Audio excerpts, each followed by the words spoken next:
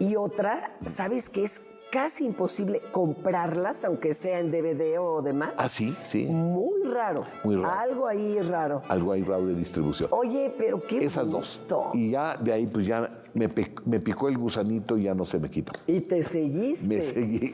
Qué maravilla. ¿Y de alguna película que te haya salido, que de plano dijeras, no puedo? Yo era muy respetuoso, las aguantaba hasta el final, pero hubo una película que me causó malestar. De plano. Sí, que es una de las primeras películas de Haneke, que se llamaba Juegos, era como juegos divertidos, Funny Games. Y de hecho de esa luego hicieron el remake norteamericano. Estados Unidos. Híjole. Es terrible, ¿eh? Es terrible. Yo la vi, la primera versión, estaba así y dije, no, yo no puedo. Antes yo compraba películas para traerlas a la muestra y dije, no, esto no puedo llevarlo a México. Es demasiado fuerte.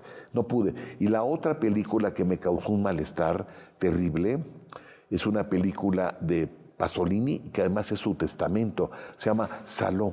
Ay, bueno. O los días de 120 días de Sí, Saló Sodoma y es Gomorra. muy fuerte. Yo dije, híjole, salí, porque además la vi en Suecia, con un clima horrible, un clima. Era yo tan cinéfilo que donde andaba me metía. Sí. Y entonces digo, no, esto es terrible.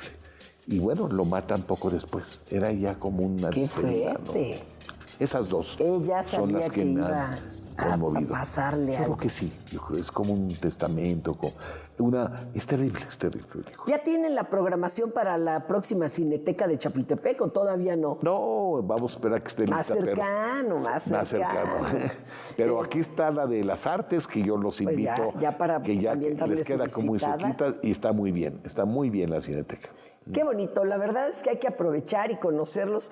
Los lugares en sí, los ambientes son preciosos y muy diferentes. El de la Cineteca México a este de acá. De las artes, pero los dos visitables totalmente. Sí, cómo no, los esperamos. Y está padre eso de festejar los 50 ahora abriendo una más. Sí, claro. Oigan, pues ya llegamos al final de esta conversación. La verdad es que les agradecemos su presencia. Esperamos vernos en el próximo episodio de Cultura Compartida. Muchas gracias. Muchas gracias, Fernanda, por la invitación. Al contrario, muchas gracias a ustedes. Hasta entonces.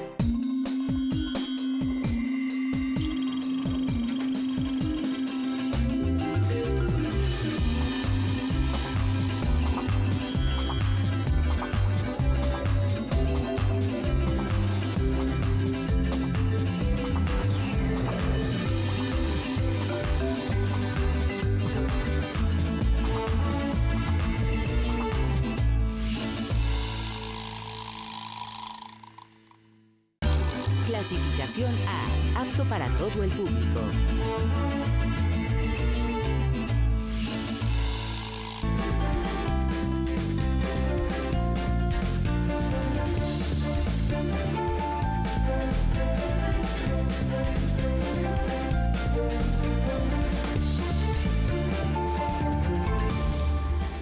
Talleres, concursos y exposiciones. El Festival Tragaluz viene con todo. Tenemos los detalles. Y conoceremos quién está detrás del hombre de negro que toma el pulso a la política y a la sociedad contemporánea. Rafael García Villegas. Amigos, amigas, quédense este martes en Noticias 22. Mi querida Laura Barrera, amigos del auditorio, bienvenidos. Hola, Laura Regis, en la traducción de lenguas de seña mexicana. Y sin más preámbulo, vamos a dar paso a la información que tenemos para ustedes. Sí, porque el Bajío tiene una oferta cultural muy amplia. Vamos a conocerla. A punto de cumplir 52 años de existencia, el Festival Internacional Cervantino refrenda su prestigio como el evento artístico y cultural más importante de América Latina. Recientemente, la llamada Fiesta del Espíritu fue galardonada en los premios Lo Mejor de Guanajuato, que organizan la Secretaría de Turismo del Estado y la revista México Desconocido. El encuentro cervantino fue reconocido en la categoría de Mejor Lugar, Feria o Evento para Divertirse en Guanajuato, donde compartía terna con la Feria de León y el Festival Internacional del Globo. Competir con estos eventos pues más comerciales que culturales para nosotros es un gusto y un placer y un honor, y de verdad estamos muy orgullosos de que el público de Guanajuato tenga otra vez en su cabeza al Cervantino. Para Mariana Aymeric, directora del Cervantino desde 2019, es significativo el hecho de que los ganadores fueran elegidos por el público a través de una votación virtual, lo que demuestra el lugar privilegiado que ocupa el festival en el imaginario colectivo. Es muy importante para nosotros, es un objetivo que nos marcamos desde el 2019 y pues verlo materializado así nos da muchísimo gusto y orgullo. En los últimos años el festival ha procurado volver a sus raíces y reconectar con la comunidad a la que se debe. Recordemos que casi 20 años antes de su fundación, el maestro Enrique Ruelas sembró la semilla del encuentro con los entremeses cervantinos y su visión de llevar las artes escénicas a las calles y plazuelas de Guanajuato. Y con el paso de los años, el prestigio que tiene, las épocas que han pasado por este festival, pues se ha convertido en el referente artístico más importante de nuestro país, no solo en América Latina, sino también en Europa y en Asia. Nos identifican muy, muy potente en el colectivo de las artes escénicas. La 52ª edición del Festival Internacional Cervantino se llevará a cabo del 11 al 27 de octubre con la participación de Brasil y Oaxaca como invitados de honor. Sigan nuestras redes sociales, @Cervantino, para conocer los detalles de nuestra programación. Del 11 al 27 de octubre los esperamos en Guanajuato. Noticias 22, César H. Meléndez.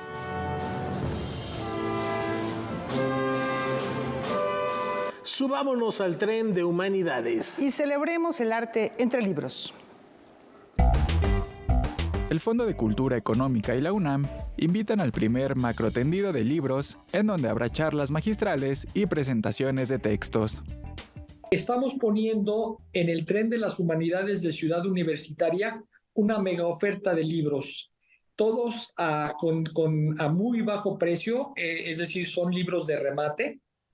Son libros que además solo podrán encontrar en estos precios con descuentos en este evento. Esto no se lleva a las librerías, esto es solo para la comunidad universitaria, pero también está abierto al público general. En la música, contarán con la participación del guitarrista clásico Ricardo Salinas y el folk latino de Geo Equigua.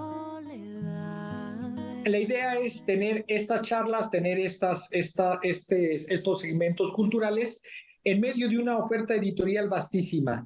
Además de que vamos a tener todo el libro del catálogo del Fondo de Cultura Económica a precios muy reducidos, llevamos libros de otras editoriales, llevamos Sepan Cuántos, llevamos toda la oferta muy grande de libros clásicos que tiene Educal, y que tenía en su momento la Dirección General de Publicaciones, coeditado con muchísimas editoriales independientes.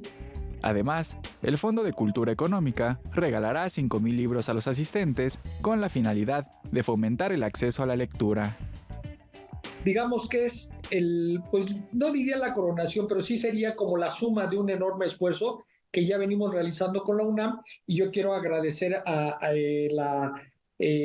pues básicamente la generosidad del señor rector, que cuando acudimos a él para pedirle este espacio, el rector con muchísima amabilidad nos hizo favor de invitarnos a su casa, a Ciudad Universitaria. El macrotendido de libros estará hasta el 15 de agosto en el Tren de las Humanidades de 10 a 18 horas, ubicado entre las facultades de Filosofía, Economía y Derecho en Ciudad Universitaria. Para Noticias 22, Iván Ramírez.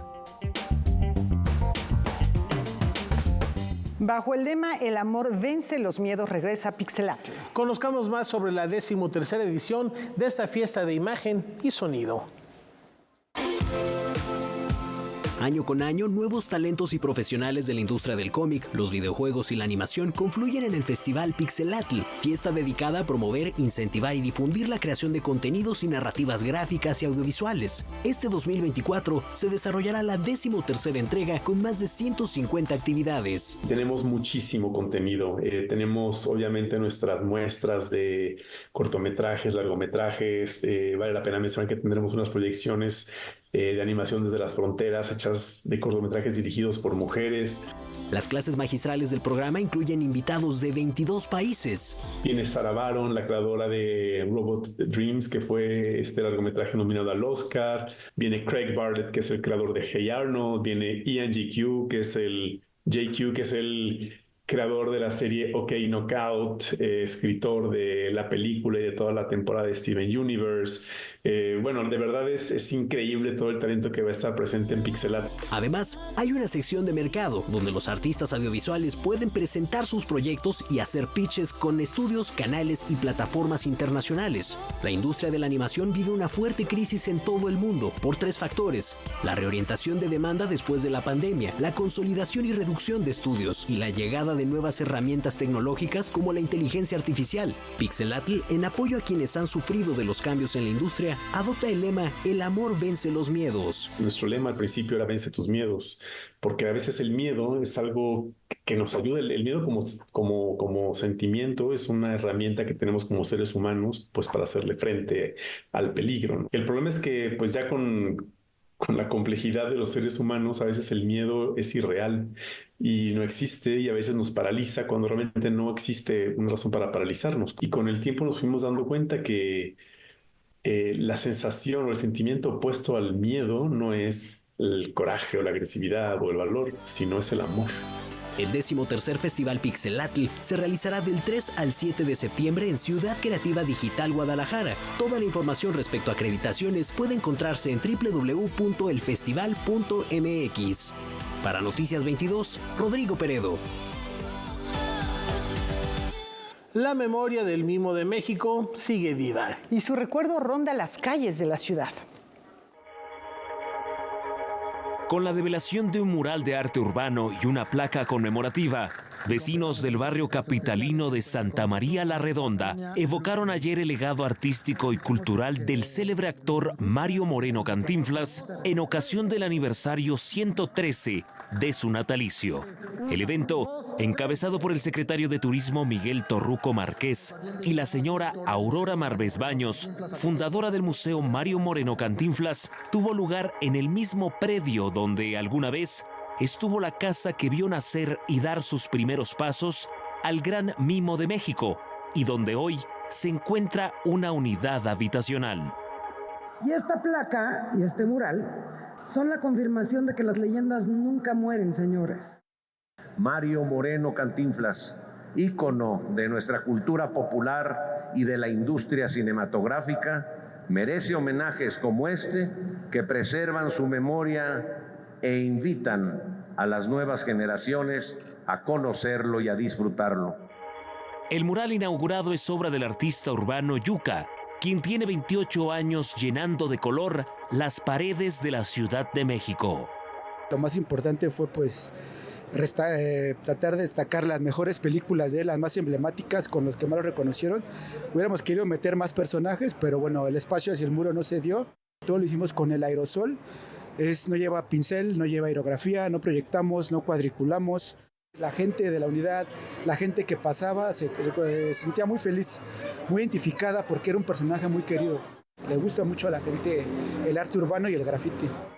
Además de permitir a los habitantes y visitantes de la capital identificar un sitio de interés turístico, la placa y el mural simbolizan también el inicio de actividades del Museo Mario Moreno Cantinflas, un sueño que ha logrado materializarse tras años de negativas y postergaciones de los gobiernos en turno. Hace 2 años, la doctora Claudia Sheinbaum, hoy presidenta electa, En exactamente 3 meses nos dijo, necesitamos un museo Cantinflas. Con una exposición permanente integrada por casi 800 piezas y objetos personales, el museo permitirá al público conocer las distintas facetas del actor, productor y empresario, resaltando sus contribuciones al cine cómico mexicano. El recinto, cuya apertura está proyectada para finales de año, estará ubicado en la Colonia Roma y contará con su propia ruta del turibús. Durante el homenaje, se anunció también la emisión de un billete de lotería dedicado a Mario Moreno, que será sorteado el 25 de agosto. Noticias 22, César H. Meléndez. La guerra de los mundos está cerca. Ah, no, pues mejor abordamos la máquina del tiempo.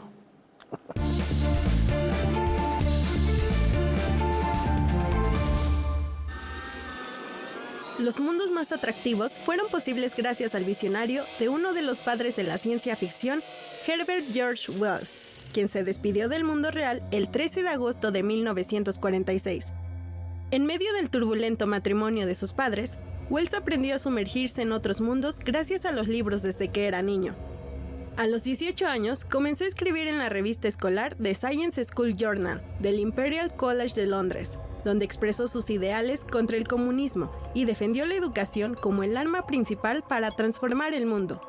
11 años después, en 1895, escribió su primera novela de ciencia ficción, La máquina del tiempo, y solo pasaron 2 años para que publicara La guerra de los mundos. Ambas fueron un éxito inmediato y llevadas a la pantalla grande tiempo después. En plena Primera Guerra Mundial, sin imaginarlo, Wells anticipó una guerra con bombas atómicas en su libro El mundo liberado de 1914. Aunque H.G. Wells es reconocido a nivel internacional por sus historias futuristas, lo cierto es que también fue un pensador polifacético adelantado a su época. Una de las obras que lo demuestran es en Anne Verónica de 1909, donde habla sobre los futuros movimientos de la mujer en la lucha por conseguir la igualdad de género. Y no conforme, también era un ferviente defensor de la ciencia. Durante 50 años publicó 25 artículos en la revista Nature, donde se pueden encontrar algunos de sus escritos como Popularizando la ciencia.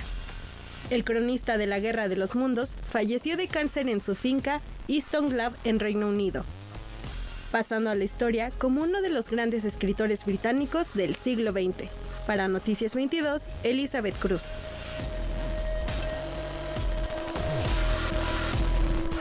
Bueno, pues ahí tenemos un ejemplo, Rafa, amigos, de alguien que tenía una visión muy futurista del mundo, pero también muy realista, porque además sus obras se pueden interpretar desde el punto de vista social y eso le da una permanencia a su obra.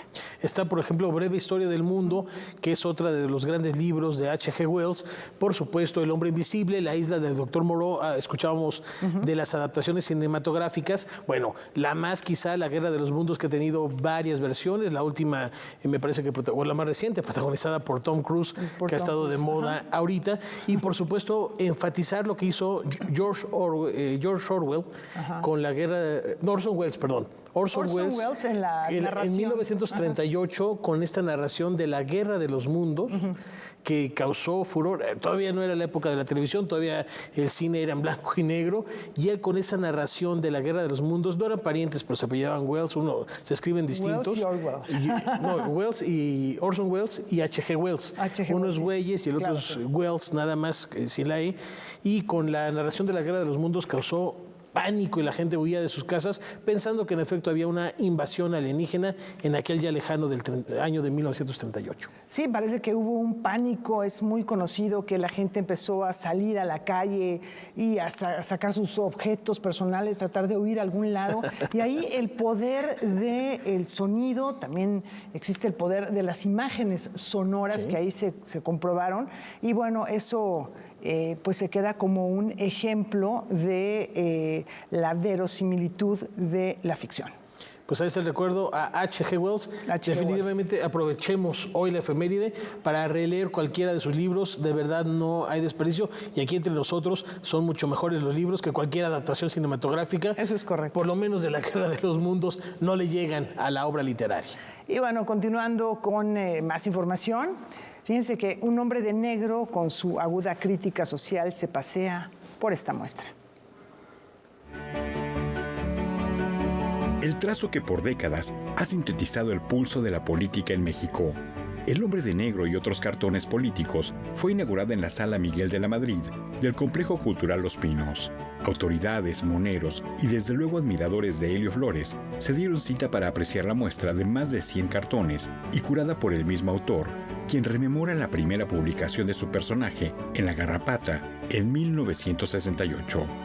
Era difícil en todos sentidos. Es más, salió en La Garrapata porque en los medios normales no había chance ni de cartones políticos. Algunos de los colegas que participaron en La Garrapata trabajábamos, yo incluso en algún medio. Caricaturista en una época en donde la libertad de expresión no era común, Helio Flores considera el terreno ganado en ese sentido y los pendientes a través de las décadas de trabajo. No cuestiones de censura ni de cosas de ese tipo, ¿no? De falta de libertad de expresión. Pero la manera para, por ejemplo, hacer una revista o de los mismos medios, pues la mayoría están dominados por las fuerzas de la derecha, entonces es muy difícil igual colaborar ahí.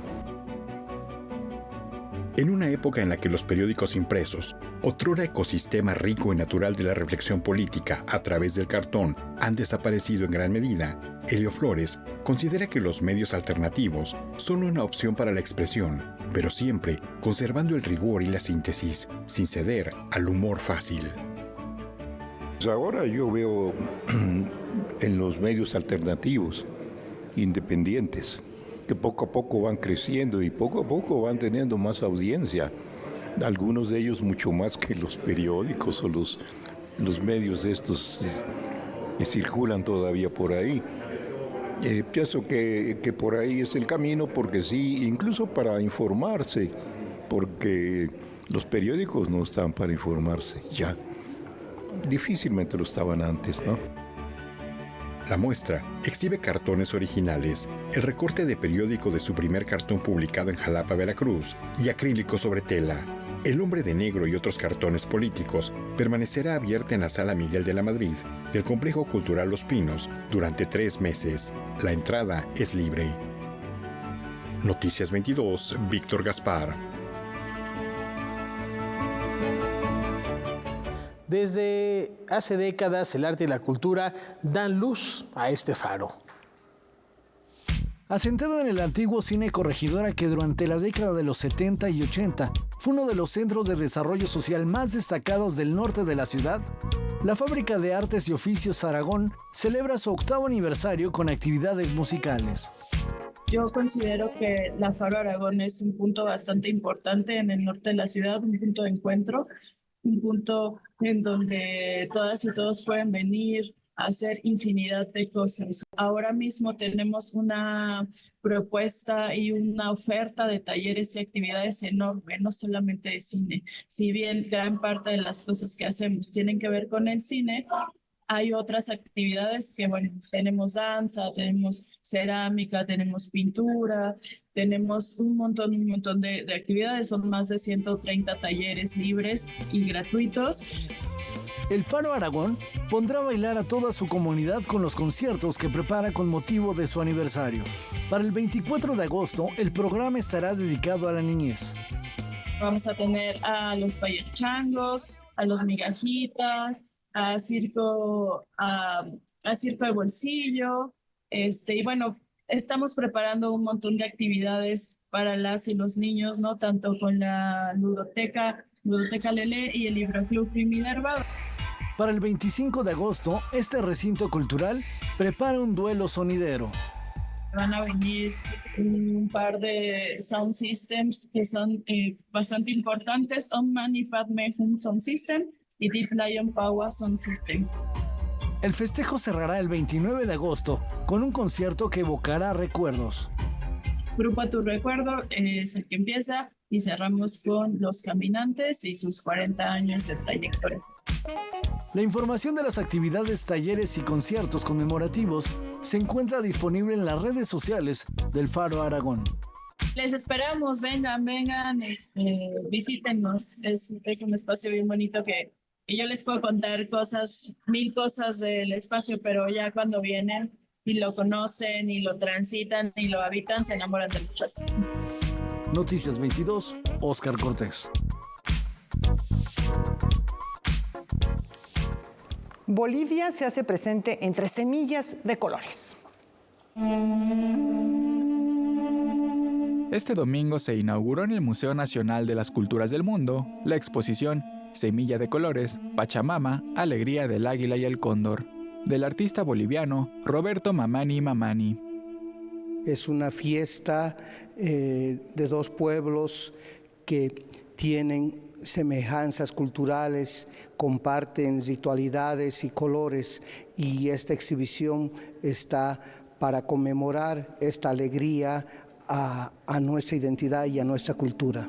Para nosotros la Pachamama es un ser vivo, tiene el mundo de arriba, que es el Alapacha, el mundo de nosotros, Acapacha, el Mancapacha, el mundo, el inframundo, cada uno conectado entre sí, no puede haber una ruptura. La exhibición está conformada por 44 piezas, entre pinturas y esculturas, que forman parte de distintas series como Amazonía, Músicos, Sapos y Pumas, que representan aspectos de las creencias y tradiciones de los pueblos indígenas bolivianos. Bueno, yo estoy volviendo a México después de más de 15 años y la primera exhibición que hice aquí fue en el Museo José Luis Cuevas. Conocí al maestro, hicimos una gran amistad.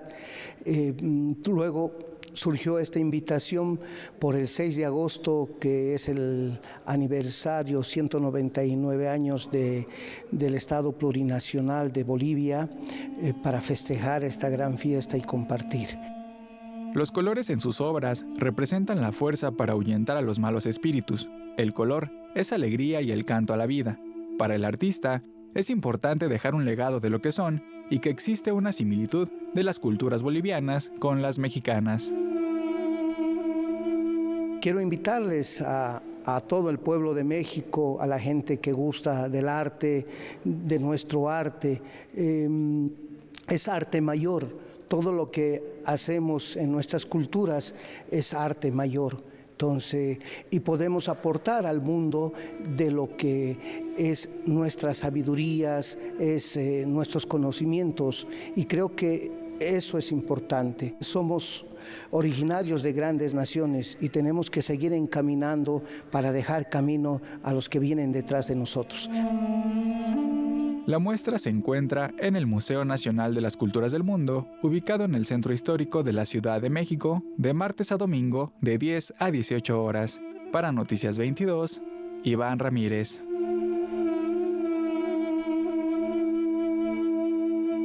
Y hoy que es martes de libros, aquí en Noticias 22, les comentamos que hace unas horas se presentó en el corazón de la Ciudad de México el libro Feminismo Silencioso de la doctora Beatriz Gutiérrez Müller.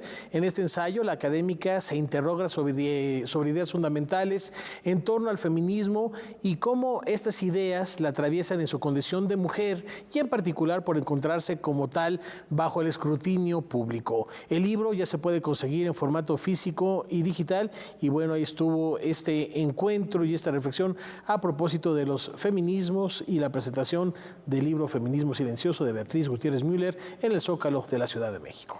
Y bueno, al rato tenemos más libros, por cierto. Por supuesto. Más libros. Y por lo pronto les comentamos que se cumplió un siglo del natalicio de quien llegó a ser considerado el príncipe del mambo mexicano. Así en mi vida. Guillermo Salamanca fue un destacado director de orquesta, arreglista, compositor y pianista. La música formó parte de su vida desde muy temprana edad. Sus padres tocaban varios instrumentos y la presencia del piano en su casa determinó su carrera. Estudió en la Escuela de Artes y Oficios. A los 14 años de edad, empezó a tocar en grupo con su tío, Manuel Herrera. El mar también el alma. En 1942 fue llamado para trabajar como pianista en estación de radio XCHV. Al poco tiempo, fue llamado por Fernando Pasos para trabajar en la XCW. En 1945, en la Ciudad de México, comenzó a tocar en el centro nocturno Cienflores, con un trío. Tiempo después, el trompetista cubano Eduardo Periquet lo invitó a formar parte del conjunto Habana, de Heriberto Pino, con el que tocó en el Lobby y en el Tabaris. En ese tiempo realizó 2 películas con el panameño Pinky Arias. Una de ellas fue con Agustín Lara. En 1949 se integró a la orquesta de Arturo Núñez, con Abasón Pérez y Benny Moré, donde inició su carrera de compositor. Por mi fatalidad. Cuando tenía 26 años, editó su primer disco con su propia orquesta, convirtiéndose en el director y compositor más joven de la época. Grabó 5 producciones, con Celia Cruz, Luis Demetrio, Armando Manzanero, Sergio Esquivel y José José. Con Ofelia Medina, el arpista Andrés Alfonso y el jaranero Gilberto Gutiérrez, realizó un proyecto Son como Son, que se grabó como Soneros de la Cuenca. Creó los programas para televisión Rincón Bohemio y Siempre Boleros. Además, dirigió La Casita Blanca, la casa museo de Agustín Lara. A 100 años de su natalicio recordamos a Memo Salamanca, músico originario de Tlacotalpan, Veracruz, autor de innumerables composiciones, entre las que destacan Rumbambo, Mambo número 5 y Serenata Guajira. En el género de la salsa fue el primero en incorporar metales, sonidos que luego se logró generalizar. He sabido que me has mentido, al fin, mujer. Y nos vamos a la pausa, pero producción, no nos dejen así, vamos con un poquito más de música del maestro Memo Salamanca para seguir conmemorando este centenario, y tenemos mucha más información aquí, Laura, al volver. Mucho más al regresar. Y va con lentitud de personaje a darle las caricias de su encaje. La luz parece bostezar, se quiere recostar.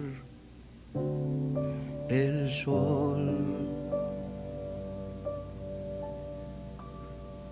después la luna coqueteó.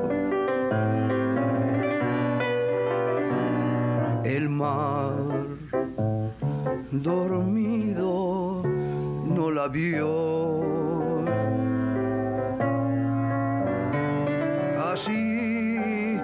Así en mi vida fuiste tú.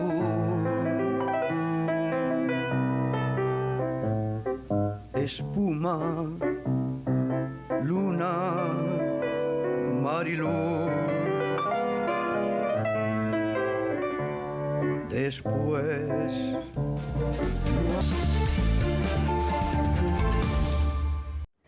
Como cada semana, volvamos la mirada y provoquemos el diálogo y la reflexión desde la zona violeta.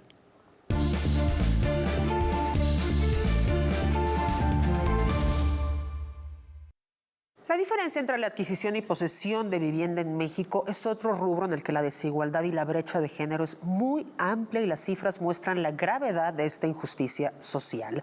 Según datos del año 2015 del INEGI, no tenemos más actualizados, menos mujeres son propietarias de viviendas que hombres. 35% de las casas escrituradas en México se encuentran a nombre de una mujer. Y en 2020, en Infonavit reporta que solo el 34% de los créditos se otorgan a mujeres frente a un 66% para hombres.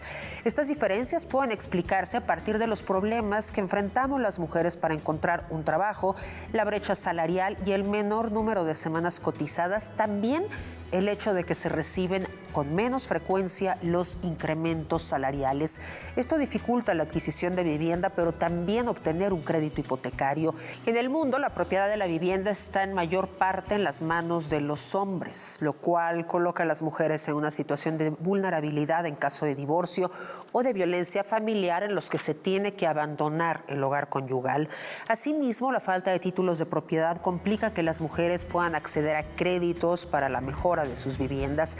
En México, de los hogares que habitan en viviendas o en casas independientes o cuya tenencia es propia, los que tienen la jefatura masculina superan en 2.3 y 4.4 puntos porcentuales a los que hay una jefa mujer.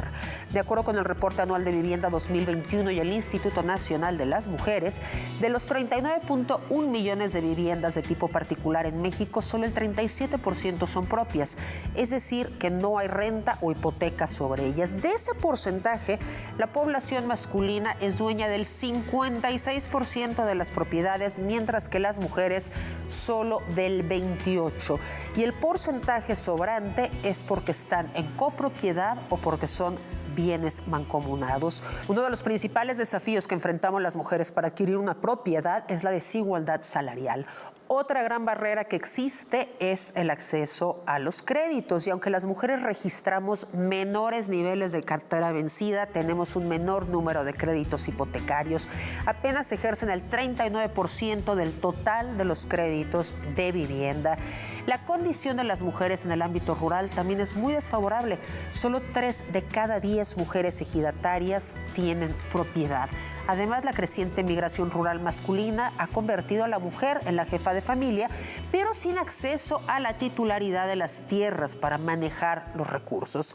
Para poder cerrar la brecha en torno a la propiedad de la vivienda, es importante, indispensable, cerrar la brecha salarial y el acceso a financiamiento. Gracias, Kimberly, por esta reflexión. Y cambiamos de tema porque la cultura también se protege desde la trinchera científica. Único a nivel mundial, el Laboratorio Nacional de Ciencias para la Investigación y Conservación del Patrimonio Cultural se distingue de otros por trabajar de manera multidisciplinaria y generar protocolos para realizar análisis, diagnóstico y conservación de bienes que forman parte del patrimonio de México. Estudiamos los materiales y los procesos de ejecución de los artistas. Y bueno, en el laboratorio, la formación que tenemos, somos historiadoras del arte, conservadoras y fotógrafos científicos, y nos reúnen proyectos en los que las preguntas se refieren tanto al sentido que tiene un objeto como principalmente a sus materiales. Nosotros entonces recibimos proyectos, propuestas de proyectos en que las preguntas son de qué materiales están hechos, cómo procedió el artista, hay un dibujo previo, cuál ha sido la vida de este objeto, ha tenido intervenciones. Se trata de un laboratorio multisede con investigadores de disciplinas relacionadas con la química y la física también. Funciona como un espacio itinerante, ya que los equipos portátiles con los que cuenta permiten tener un alcance regional y nacional.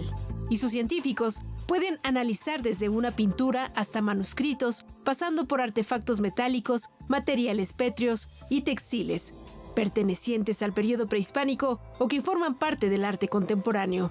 Cada uno de los institutos tiene su especialidad. En el Instituto de Química se dedican a todos los análisis para buscar los elementos orgánicos de las obras, los aglutinantes. En el Instituto de Física son especialistas en la caracterización no destructiva de los materiales. Somos un laboratorio que cuenta con especialistas de larga trayectoria, con una metodología establecida y muy rigurosa, y nuestro objetivo es entender los objetos del patrimonio mexicano. Una de las misiones del ANSIC es posicionarse como el laboratorio que cuenta con los elementos necesarios para realizar investigación a corto, mediano y largo plazo en la conservación de bienes culturales. Noticias 22, Karen Rivera. Celebremos el poder de la imagen y asomémonos al tragaluz.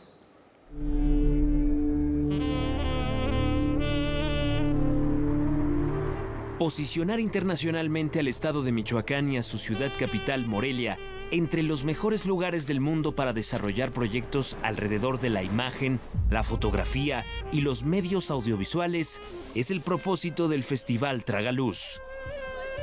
Y por otra parte, uno de los grandes objetivos que estamos buscando es que Morelia y Michoacán se conviertan en un escenario ideal para que los fotógrafos, tanto locales, estatales, nacionales e internacionales, volteemos la mirada para documentar y vivir experiencias que ofrece Michoacán en todos los ámbitos. Aunque el festival fue concebido para tener actividades permanentes durante todo el año, aprovechando la riqueza de expresiones naturales, culturales y artísticas que ofrece Michoacán, ha destinado un fin de semana específico a la celebración de un gran evento. Del 27 al 29 de septiembre tendremos diversas actividades y eventos en Morelia y en Pátzcuaro, que engloban exposiciones. Vamos a inaugurar varias exposiciones que van a permanecer algunos meses. Teniendo como eje temático el concepto de El Origen, el encuentro contará con un amplio programa expositivo que mostrará el trabajo de fotógrafos reconocidos como Patricia Aridgis y Rogelio VII. Asimismo, tendrá actividades académicas como conferencias, mesas redondas y 3 talleres sobre imágenes sintéticas, creación de marca digital y retrato editorial. Posteriormente, y pasando el festival, tenemos un cuarto taller, que ese será un taller de fotografía documental en la zona lacustre, del 31 de octubre al 2 de noviembre, recorriendo varias de las comunidades y documentando e interactuando con familias sobre la tradición del Día de Muertos. Completan las actividades el concurso de fotografía Descubre la Magia de México, organizado en colaboración con la cervecería La Bru y la revista México Desconocido. El certamen, cuya convocatoria permanecerá abierta hasta el martes 17 de septiembre, invita a todos los interesados a documentar el patrimonio cultural de nuestro país. Sigan por favor nuestras redes Festival Tragaluz en Facebook y en Instagram, y nuestra página web festivaltragaluz.com. El Origen. Noticias 22, César H. Meléndez. Continúa México con la recuperación de su riqueza patrimonial. El Gobierno de México, a través de la Secretaría de Relaciones Exteriores y en coordinación con la Secretaría de Cultura y el Instituto Nacional de Antropología e Historia, ha logrado la recuperación de 32 piezas arqueológicas que habían sido trasladadas a los Estados Unidos hace más de medio siglo.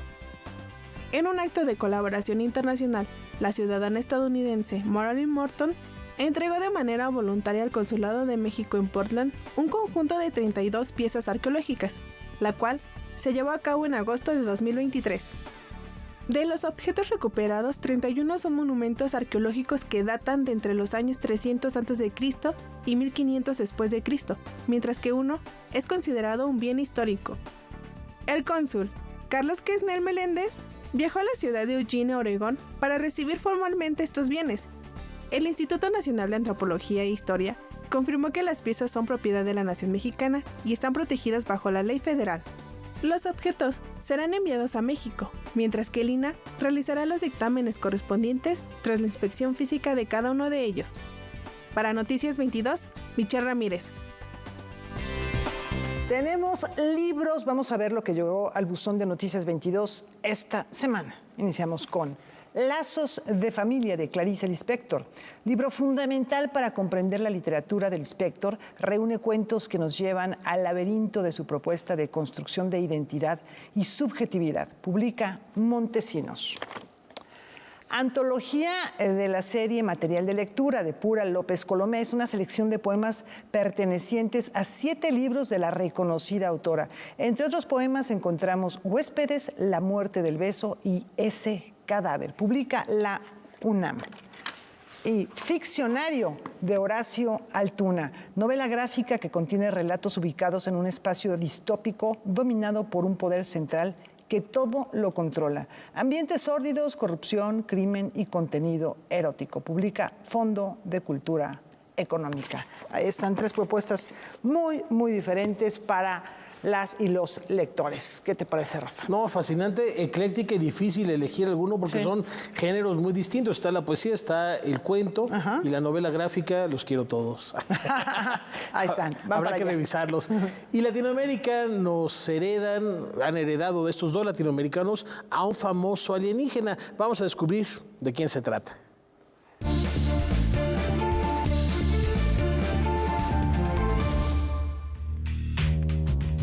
Alien es una cinta de 1979 que combinó la ciencia ficción con el suspenso y el terror y fue dirigida por Ridley Scott, quien seleccionó a Sigourney Weaver como su protagonista.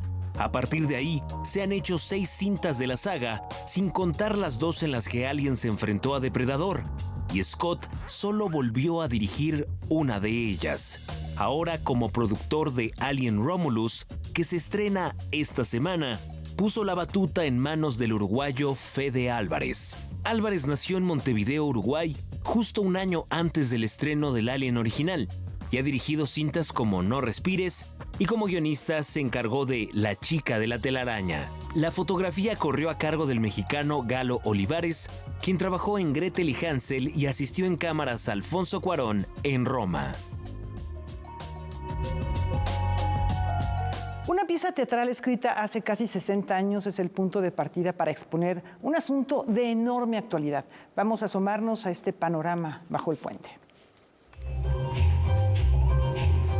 Antonio Castro cuenta que cuando Arthur Miller viajaba desde su casa en Connecticut hacia Nueva York, pasando por el puente de Brooklyn, seguramente desde lo alto, se preguntaba lo que ocurría en los barrios marginales que veía desde esa estructura. Barrios ocupados por inmigrantes italoamericanos, legales o ilegales, que le darían al dramaturgo norteamericano el argumento para escribir Panorama desde el puente. Fue también un viaje a Nueva York el que le permitió a Antonio Castro ver las condiciones de inmigración de la comunidad mexicana y encontrar similitudes, y lo que lo motiva a llevar a escena esta pieza, escrita hace casi 70 años. Que se quedaban solos en casa. Todos los temas que se tratan ahí, los problemas que tienen los inmigrantes cuando llegan, estas crisis identitarias, los fenómenos de aculturación, las fantasías de movilidad social, toda esta cosa inflamada, además yo creo que con más fuerza por la sociedad de consumo de hoy, la masculinidad tóxica, la violencia intrafamiliar, en fin, todo lo que constituía la obra me pareció que era de una vigencia asombrosa y que de alguna manera los sicilianos de los 50 o de los 40 pues son los latinos de hoy. Imagínate, por decir algo, que lo atropella un coche. ¿Dónde están sus papeles? ¿Quién es? Antonio Castro dice no creer en un teatro pedagógico, pero sí en uno que transforma al espectador, una escena que hace las veces de espejo. Por ahí buscando problemas. Si vino a trabajar, que trabaje. Es la primera obra de Miller que monto, pero me interesa mucho el retrato de la realidad en el escenario. Me parece que el teatro es ese gran espejo donde nos observamos para saber quiénes somos. Me gustan mucho los clásicos porque justamente me parece que sirven para eso, para ver estas obras escritas en otras épocas cómo resuenan hoy frente a nosotros y sentarnos a observar quiénes somos en el espejo del teatro en un tiempo que comparten los espectadores y los actores, pues me parece lo más hermoso del mundo. Una mujer no tiene por qué andar vestida de negro. Roberto Sosa, Rodrigo Murray, Montserrat Marañón encabezan el elenco de esta historia, en la que Antonio Castro encuentra una vigencia particular ante el escenario político en los Estados Unidos en relación a la inmigración y aún más allá. Ay, hay muchos cantantes.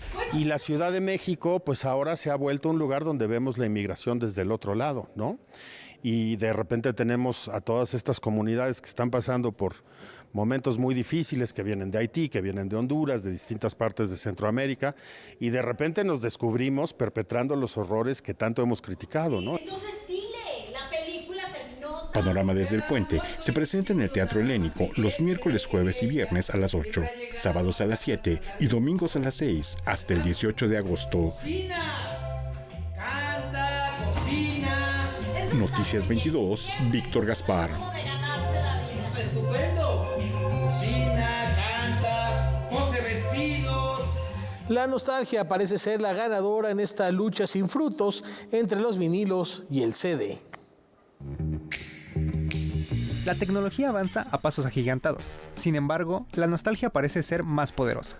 La música no está excluida, y muchas veces es la que mayor ventaja lleva en cuanto a preservar lo de antaño. Según la Recording Industry Association of America, RIA, el año pasado, en Estados Unidos, los viniles se llevaron la ventaja en ventas frente a los CDs, con un negocio de 43 millones de copias ante las 37 millones de los discos compactos en aquel país. Si ponemos estos datos ante los ingresos de la música en streaming, nos daremos cuenta que las ventas físicas no representan ni de cerca el 84% que lo digital aporta a la industria discográfica. Sin embargo, la pregunta de cómo el vinilo puede desplazar a los CDs, aun y cuando estos parecen ofrecer mayores ventajas en pleno siglo XXI, es interesante, pues estas mismas parecen luchar contra el creciente mercado online. Las principales razones por las que los vinilos vuelven al mercado y tienen mayor foco de interés son varias. Desde la nostalgia, la mayor calidad musical que estos ofrecen y hasta lo visual, que en este caso se suma al tamaño de las portadas, mismas que con colores brillantes, imágenes y contrastes logran un efecto que ni los CDs ni la música digital puede brindar. No obstante, resulta una lucha estéril entre ambos formatos, pues de ninguna manera ni el vinil ni el CD alcanzarán al creciente mercado de la música digital. Para Noticias 22, Humberto Castorena.